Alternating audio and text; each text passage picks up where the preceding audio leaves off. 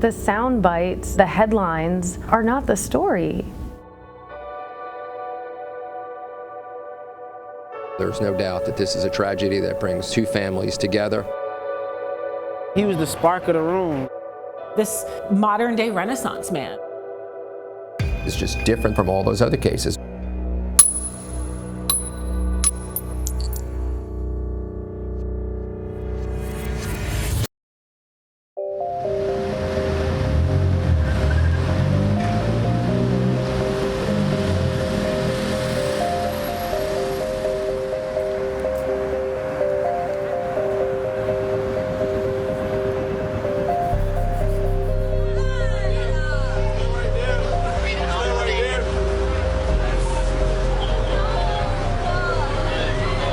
Came out, that's when the body was laying outside. We all witnessed the body.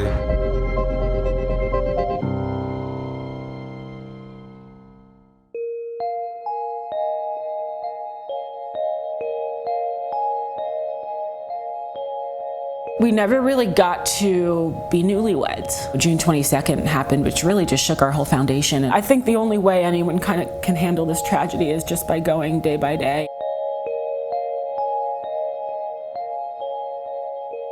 The guy I married went to Haiti after the earthquake to help with humanitarian work over there. You know, he shared water with children in South Sudan. I really hadn't met anyone in my life quite like him.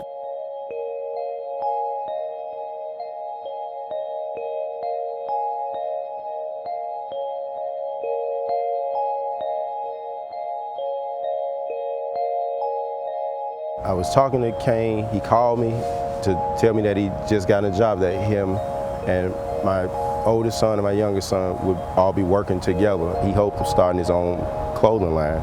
You know, I told him, you know, you can do anything. You know, you can do anything. Don't set yourself any limits.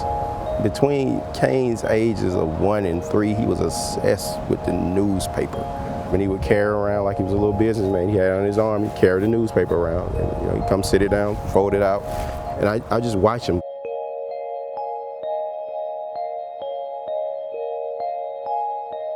Initial reports, they just showed Cain in a very bad light, and you know, he of course had a previous run-in with the law, but it was nothing major.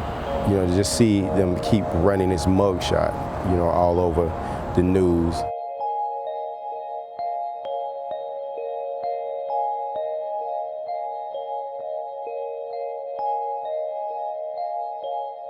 What do you remember about those first few moments? We were told he was suspected of breaking into cars. It wasn't until weeks later that it turned out there weren't any car break-ins. It didn't happen. No matter who did what, it's sad for everybody. I think it hit me when someone put balloons by the pole where it happened. It was no longer a place that was a crime scene, it's someone being remembered.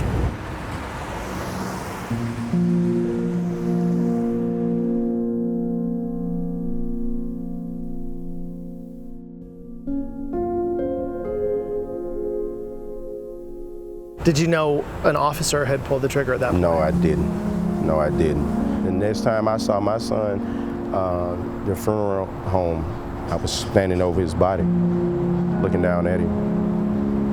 A little version of me. You know?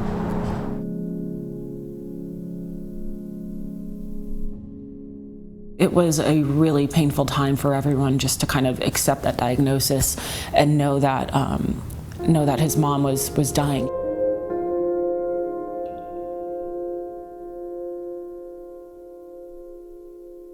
He was holding his mom's hand while she died.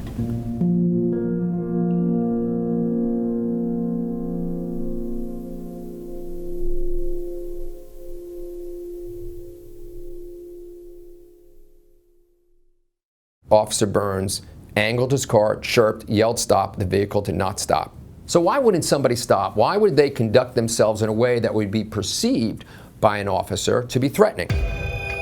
Next, a reason why. You said there was something out there nobody had found. It looks like he'd be facing 24 years. He was assaulted and dragged by a moving car like 68 feet. He was not a suspect, you know, No one was chasing him. Plus, crimes from the past reappear.